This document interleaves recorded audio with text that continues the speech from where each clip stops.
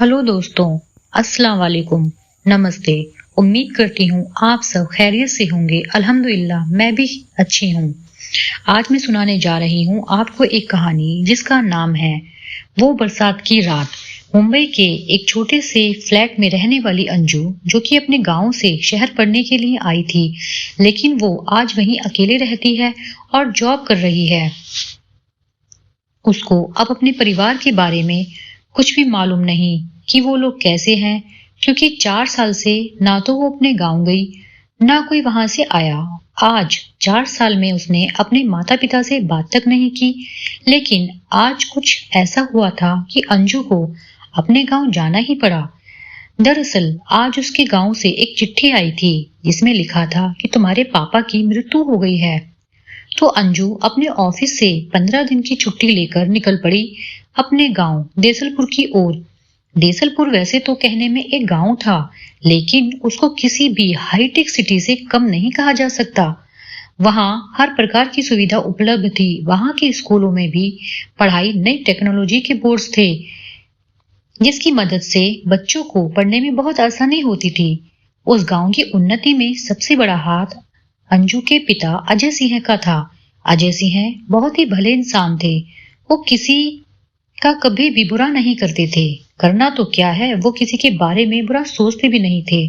अंजू जब वहां पहुंची तो उसने अपने पिता की बॉडी को देखा। उसके मन में जो दर्द 4 सालों से था, वो फूट कर उसकी आंखों से बाहर आने लगा। पास ही में उसका भाई भी बैठा था। अंजू से अब बर्दाश्त नहीं हो रहा था। अब वो अपने भाई के गले लगकर भी बहुत रोई। जब उसका मन हल्का हो गया तो उसने अपने भाई से पूछा कि ये सब कैसे हो गया। कि पता नहीं, जब हम सुबह उठे तो देखा कि पिताजी अभी तक सोए हुए हैं। जब मैंने उनको उठाना चाहा तो भी वो नहीं उठे। मैंने जल्दी से डॉक्टर को कॉल किया।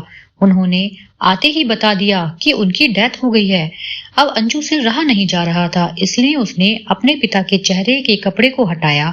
अंजू ने जब अपने पिता का मुंह देखा तो उसको कुछ डाउट हुआ, क्योंकि वो एक पोस्टमार्टम एक्सपर्ट थी।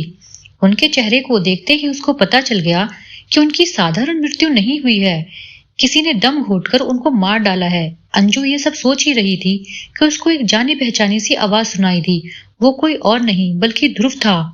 उसको देखते ही अंजू को 4 साल पहले जो हुआ वो सब याद आने लगा। जब अंजू के पिता ने आगे की पढ़ाई के लिए अंजू को शहर भेजा तो उसने वहां से साइंस की पढ़ाई शुरू की।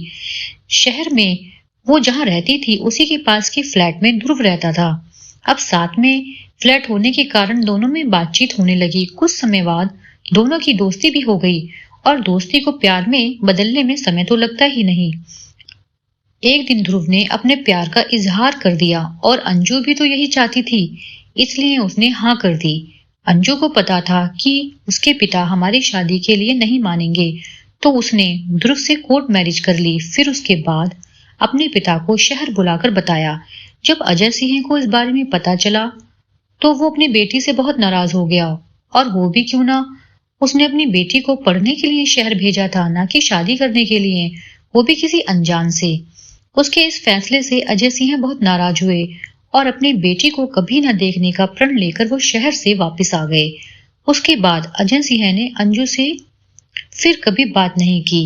अब 1-2 साल में ही अंजू की नौकरी लग गई और ध्रुव भी डिटेक्टिव का असिस्टेंट बन गया।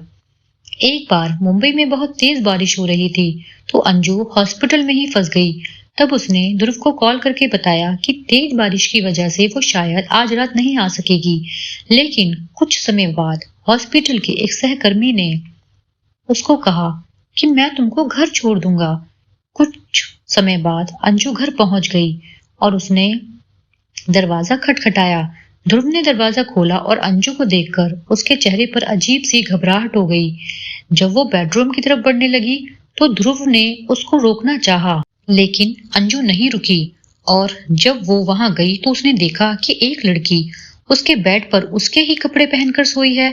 अंजू को बहुत ही गुस्सा आया और अगले दिन उसने ध्रुव का घर छोड़ दिया और अपनी एक सहेली के घर रहने चली गई। ध्रुव ने उसको बहुत समझाना चाहा, पर वो कुछ सुनने को तैयार नहीं थी।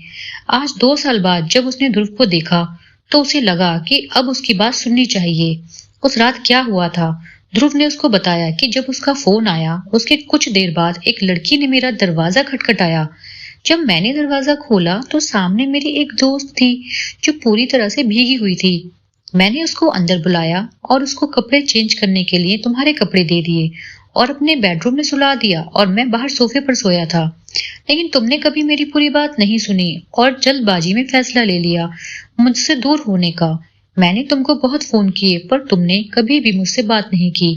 फिर दोनों एक दूसरे के गले मिले और रोने लगे। अंजू ने ध्रुव से अपने बर्ताव के लिए माफी मांगी और ध्रुव को अपने पिता की मृत्यु के बारे में बताया। फिर अंजू के कहने पर ध्रुव ने पुलिस को बुलाया और बॉडी को पोस्टमार्टम के लिए भेज दिया। अंजू का शक सही निकला। अजय सिंह की मृत्यु अचानक नहीं हुई, उनका दम घोटकर उनको मारा गया था। अब ध्रुव भी इन्वेस्टिगेशन में लग गया और उसने बहुत सबूत हासिल कर लिए और पुलिस को अभी सबूत दिए। दरअसल मुन्ना नाम का एक आदमी उस गांव में एक शराब की फैक्ट्री खोलना चाहता था, लेकिन अजय सिंह ने उसको कभी ये परमिशन मिलने नहीं दी, इसलिए उसने अजय सिंह को मरवा दिया। फिर पिता के अंतिम संस्कार के कुछ दिनों बाद दोनों वहां से शहर चले गए। अंजू ने ध्रुव को विश्वास दिलाया कि वो अब उसकी हर बात को सुनेगी।